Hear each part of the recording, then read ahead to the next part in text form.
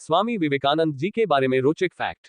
Number 1, Swami Vivekananda ji का जन्म 12 जनवरी 1863 में कोलकाता में 6:33 पर हुआ था। हमारा देश प्रत्येक वर्ष उनके जन्मदिवस को राष्ट्रीय युवा दिवस के रूप में मनाता है।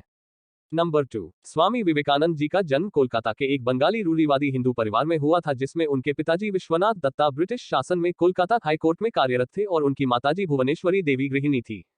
नंबर 3, स्वामी विवेकानंद जी के जन्म के समय कोलकाता ब्रिटिश शासित भारत की राजधानी हुआ करता था।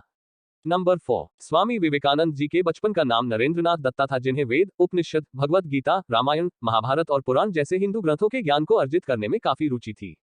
नंबर 5, स्वामी विवेकानंद जी ईश्वर चंद्र विद्यासागर इंस्टीट्यूट में पढ़ाई करके प्रेसिडेंसी कॉलेज से एंट्रेंस की परीक्षा पास की। उन्होंने स्कॉटिश चर्च कॉलेज से पश्चिमी इतिहास और पश्चिमी दर्शन शास्त्र का भी अभ्यास किया था और वर्ष 1884 में उन्होंने अपनी बीए से बैचलर की डिग्री पूर्ण की।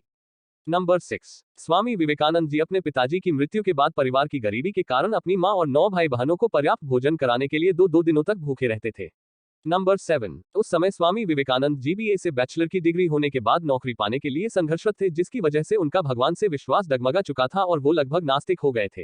नंबर 8, स्वामी विवेकानंद जी की बहन जोगेंद्रबाला ने आत्महत्या कर अपनी जीवन लीला को समाप्त कर लिया था। नंबर 9, स्वामी विवेकानंद जी अपनी मां को सदा पूजनीय मानते थे और जीवन भर उनकी पूजा करते रहे। नंबर 10, स्वामी विवेकानंद जी युवा अवस्था तक आते आते आध्यात्म की ओर बढ़ते चले गए। उनका साधु संतों से भी लगाव बेहद गहरा हो चुका था। नंबर 11, स्वामी विवेकानंद जी ने ईश्वर को पाने की लालसा के कारण ब्रह्म समाज की ओर अपना रुख किया, जहां वो हमेशा लोगों से उनके भगवान और धर्म पर विचारों को पूछते हैं, लेकिन किसी भी व्यक्ति का जवाब उन्हें संतुष्ट नहीं कर पाता था। नंबर 12, स्वामी विवेकानंद जी की नवंबर 1881 में पहली बार स्वामी रामकृष्ण परमहंस से मुलाकात हुई, जिनसे अध्यात्म से जुड़े अपने प्रश्नों के उत्तर पाकर उन्होंने उनको अपना गुरु मान लिया था। नंबर 13, स्वामी विवेकानंद जी को बचपन से ही जानवरों और पक्षियों से बहुत प्यार था, जिसके कारण उन्होंने गाय, बंदर, बकरी और मोर आदि पाल रखे थे। नंबर 14, स्वामी विवेकानंद जी अपने गुरु रामकृष्ण परमहंस कभी भी पूर्ण रूप से विश्वास नहीं करते थे और प्रत्येक बात पर अपने गुरु की परीक्षा लेकर अंततः अपना उत्तर प्राप्त करके ही रहते थे। नंबर 15, स्वामी विवेकानंद जी कई महिलाओं को देखने में बहुत आकर्षक लगते थे, जिसके कारण वो सभी गलत नियत के साथ उनसे मित्रता करने की इच्छुक रहती थी, पर वो अपने पूरे जीवन में वो कभी इसके लिए तैयार नहीं हुए। नंबर 16, स्वामी विवेकानंद जी ने 16 अगस्त 1886 को अपने गुरु रामकृष्ण परमहंस की मृत्यु के बाद उनके मठ को पहले बारानगर और फिर वर्ष 1899 में बेलूर में स्थानांतरित किया, जो आज भी पूरे विश्व में बेलूर मठ के नाम से प्रसिद्ध है। नंबर 17, स्वामी विवेकानंद जी ने वर्ष 1888 में मात्र 25 वर्ष की आयु में ही गेरुआ वस्त्र धारण करके पैदल ही भारत भ्रमण करके अलग अलग तरह के लोगों के साथ मुलाकात की और उनके बारे में जाना। नंबर 18, स्वामी विवेकानंद जी को यह नाम खेतरी के महाराजा अजित सिंह ने दिया था।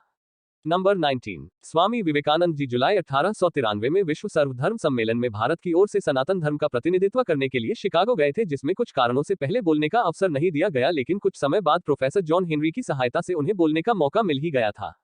नंबर 20, स्वामी विवेकानंद जी ने शिकागो में 11 सितंबर 1893 को विश्व धर्म सम्मेलन के दौरान अपने भाषण की शुरुआत मेरे अमरीकी भाइयों एवं बहनों से की, जिसको सुनते ही वहां उपस्थित करीब 7000 लोगों ने उनके लिए खड़े होकर जोरों से तालियां बजाई। नंबर 21, स्वामी विवेकानंद जी ने शिकागो में अपने भाषण के बाद पूरे विश्व में भर में काफी भाषण दिए और बहुत लोगों से मुलाकात की।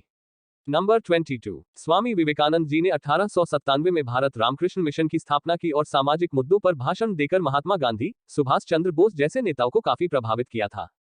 नंबर 23, स्वामी विवेकानंद जी ने अपनी एक भविष्यवाणी में कहा था कि वे 40 वर्ष की आयु प्राप्त नहीं कर सकेंगे।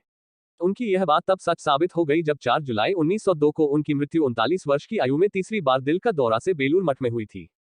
नंबर 24, स्वामी विवेकानंद जी हमेशा से ही जरूरतमंदों की सेवा करने में इतना तल्लीन रहते थे कि उन्होंने कभी भी अपनी सेहत पर ध्यान ही नहीं दिया, जिसके कारण वो मात्र 39 वर्ष की आयु में ही 31 बीमारियों से ग्रसित हो गए थे। नंबर 25, आज भी स्वामी विवेकानंद जी की लिखी हुई किताबें जैसे कि कर्म योग 1896, राजयोग 1896, वेदांत शास्त्र 1896, कोलंबो से अल्मोड़ा तक के भाषण 1800, भक्ति योग इत्यादि को लोग बहुत दिलचस्पी से पढ़ते हैं। ऐसे ही वीडियो देखने के लिए लाइक और सब्सक्राइब करें।